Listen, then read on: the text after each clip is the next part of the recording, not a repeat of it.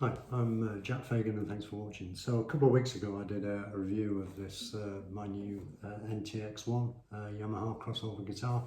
I was a bit excited actually. It was a 64-year-old guy with the mind of a 14 or a 15-year-old. I got quite excited about it and just wanted to plug it in and just go, effectively. So I didn't really do a proper overview of it. So I thought I'd give you a proper look at the NTX1. It's an entry level by Yamaha into crossover guitars, nylon string. It's a lovely instrument for the price, absolutely beautiful. I actually believe everybody should have a classical guitar in their collection.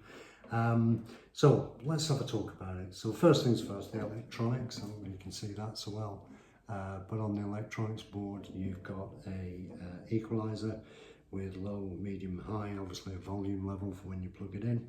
And you've got an AMF system, so you can mess around with the frequencies on it. And I'm still playing around with that on a day-to-day basis, really. It's got an onboard tuner, which is really useful because occasionally I forget to take my chromatic tuner with me. So it's great to be able to just turn the tuner on and get the guitar in tune on that. So from a look point of view, it's I chose the same kind of style as my FG TA, which is another Yamaha guitar with a steel strung one. So it's the sunburst finish. It's quite nice. It's a cutaway, which means you can get right down to the bottom of the fretboard, which is really useful. So a couple of things that I did with it since I've had it for 3 weeks. This will be the 4th week coming up now. So the factory fitted strings were okay, no issues with that, but I wanted to change them out, so I changed them out for Pro Art lightly polished strings, which for me feel a bit better, and that's probably due to lack of technique. I can manage to cut down the squeaks from the strings on the fretboard. Playability point of view, it is absolutely great from a playability point of view. It's set up really well, feels set up nicely for me. I haven't had to do anything with it other than change the strings, which is pretty good. The factory fitted strings were fine, I just wanted to change them.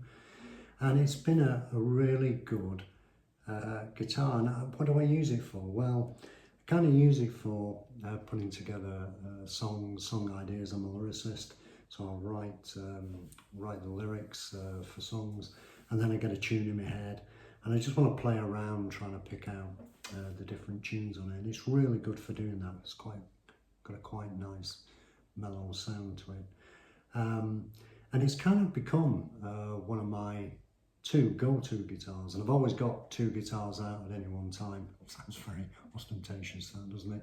But the reason why I have them out is it means that you pick them up and you're always playing with them, which is really good. One of the things I have done as well is it was in standard tuning when it arrived. I've taken the tuning down to open D because the song I'm writing at the moment is in open D, and I wanted to just see how it performed in open D. And you can on some guitars get a bit of a buzz from the strings depending on how they're set up when you drop down a step on the guitars, but there's no buzz from the strings on this. It's really been set well, which is superb. So those are the real plus points to it. I've plugged it in on a number of occasions and it sounds really good plugged in. I kind of like them unplugged, but that's just me. I write folk music and play folk music. But it's a really nice guitar, and it's easy for those who've never played a classical guitar to actually pick it up and play, because the neck width isn't too different from the neck width on a standard steel strung guitar. So it's really good. I've put a bit of a video together of the writing process, just so you can hear it. There's no editing done on it. You can hear all the blips and the bumps in it while I'm putting together the tune for a song I'm writing at the minute. So that will come up very shortly. You can have a look at that, and it's unplugged, so you can hear it in the raw, so you can get a feel of what it sounds like. And I hope that helps. You know, if you're making a decision and you're looking for an entry-level crossover guitar, nylon strings, you can't beat the Yamaha.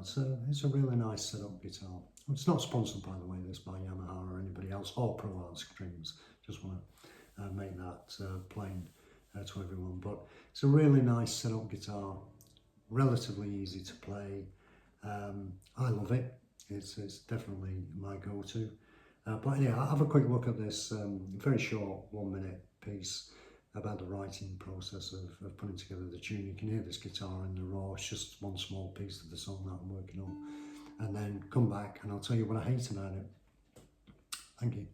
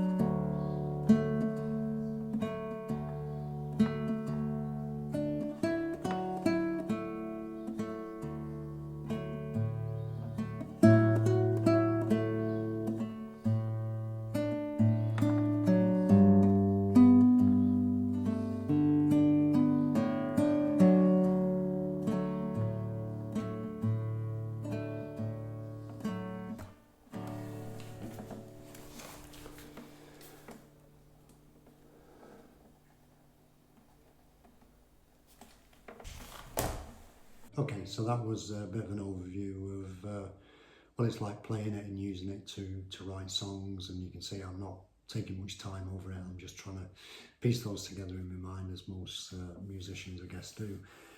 So what do I hate about this guitar?